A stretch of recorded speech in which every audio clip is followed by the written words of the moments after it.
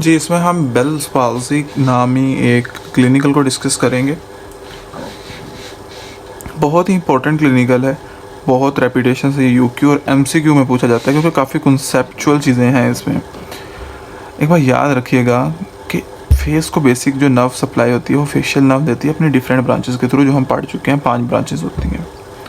अब वो बता रहे हैं कि अगर इसके डिफरेंट ट्रैक्स जो सेरेब्रल कॉर्टेक्स से इन्फॉर्मेशन ले करके हमारे muscles of the facial muscles को सप्लाई करती हैं अपनी ब्रांचेस के थ्रू, फेशियल नर्व जो है अगर वो सप्लाई कट ऑफ हो जाती है तो उसकी वजह से कौन कौन सी डिफॉर्मिटी प्रोड्यूस होंगी और किस स्पेसिफिक एरिया में होंगी। अब हम उन चीज़ों को साथ साथ रख के आगे देखेंगे। फर्स्ट ऑफ ऑल हम देखते हैं कि जो ट्रैक ऊपर से नीचे आ रहे थे उनकी डैमेज होने से हमारे फेस पे क्या फ़र्क पड़ा। पहले फेस को हमने क्या किया, 4 कोऑर्डिनेट्स में डिवाइड कर दिया। अब 4 कोऑर्डिनेट डिफरेंट ब्रांचेस ले रहे हैं। एक न्यूक्लियस होता है फेशियल न्यूक्लियाई और यह सेरेब्रल कॉर्टेक्स से रिसीव करता है, साइनैप्स बनाता है और देन लोअर मोटर न्यूरॉन देता है। अपर मोटर न्यूरॉन कौन सा है, जो सेरेब्रल कॉर्टेक्स से थैलेमस तक लेके आते हैं, अपर कोऑर्डिनेट तक, और देन लोअर मोटर जो लोअर कोऑर्डिनेट से आगे मसल्स तक लेकर जाते हैं। ओके, अब देखें अगर सपोज किसी भी हालत में अपर मोटर लीजन होता है यानी इन फाइबर का लीजन होता है तो इसमें क्या होगा, इसमें होगा ये कि ऑपोजिट साइड के लोअर कोऑर्डिनेट डैमेज होगा, नॉट अपर कोऑर्डिनेट। सपोज कर लेते हैं इस साइड, ये जो राइट साइड है, ये लेफ्ट है, ये राइट है, राइट साइड के सारे ये जो है कोऑर्डिनेट जो है फाइबर जो हैं ये कट ऑफ हो गए हैं, टूट गए हैं, किसी वजह से इंजरी हो गई है इनकी। तो ये देखें एक फाइबर जो है वो अपनी ही साइड के न्यूक्लियाई को सप्लाई कर रहा था और बाकी 2 फाइबर ऑपोजिट साइड के न्यूक्लियाई को जाके सप्लाई कर रहे थे। मतलब ये अगर ये डैमेज हुआ तो इसकी सप्लाई कट होगी, इसकी लेस इफेक्ट होगी क्योंकि कुछ ऑपोजिट साइड के फाइबर इधर आ रहे थे, ठीक है, लेकिन ऑपोजिट साइड का ज़ाया हो जाएगा।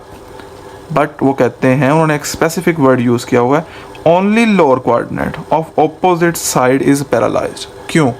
उसकी रीज़न ये है कि अपर जो लोअर कोऑर्डिनेट है वो सिर्फ और सिर्फ ऑपोजिट साइड की ले रहा था, यानी जो फाइबर ऑपोजिट साइड के थे वो लोअर कोऑर्डिनेट को आके सप्लाई कर रहे थे।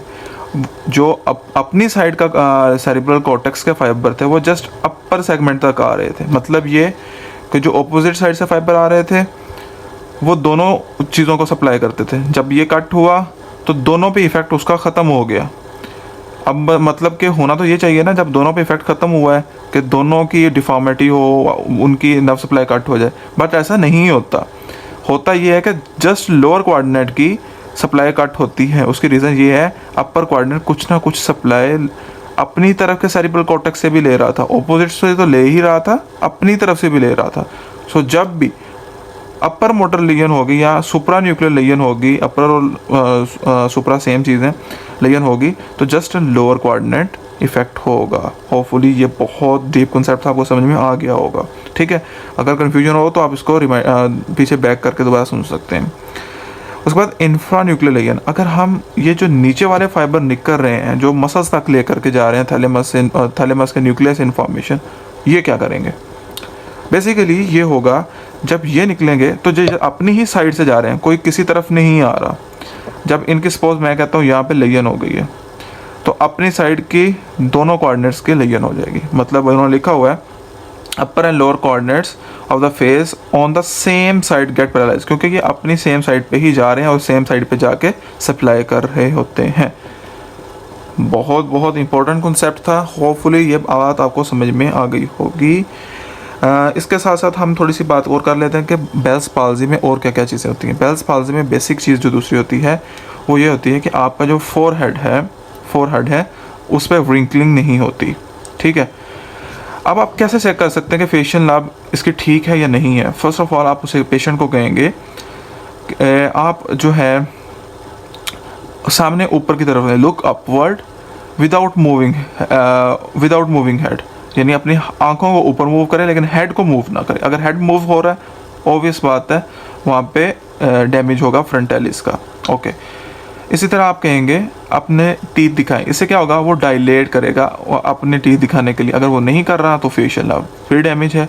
और भी कैलिस ओकुलाई के केस में क्या होगा कि आप कहेंगे आंखें बंद करो, वो खोल नहीं पाएगा। इसी तरह आप कहेंगे विस्लिंग करो यानी या ब्लो आउट करो एयर, वो ब्लो आउट नहीं कर पाएगा, क्योंकि आपको पता है बक्कीनेटर को भी फेशियल नर्व सप्लाई करती है, और भी क्लैरिस ओकुलाई यानी आई वाले एरिया को भी ये सप्लाई करती है। हमारे डायलेटर ऑफ द टीथ और ओरिस उसको भी यही सप्लाई करती है। इसी तरह फ्रंटालिस मसल को भी यही सप्लाई करती है। तो ये सारी चीज़ें इफेक्ट होंगी। फ्रंटालिस का काम यही होता है ना बेसिकली, विंकलिंग करवाना, आगे की आई रोटेशन करवाना। इसी तरह डायलेटर ऑफ द माउथ वो बेसिकली सप्लाई हो रहे होते हैं। आपको पता है कि आपकी second branch of the facial nerve, ठीक है जी, जो कि थी हमारे जाइगोमेटिक, ठीक है, सेम बकीनेटर उससे आ रहा होता है। तो उससे सप्लाई जब डैमेज होगी तो ऑब्वियस बात है ये चीज़ें नहीं हो पाएंगी। होपफुली इस बात की आपको समझ आ गई होगी। इंशाल्लाह मिलते हैं नेक्स्ट वीडियो में। अल्लाह हाफिज़।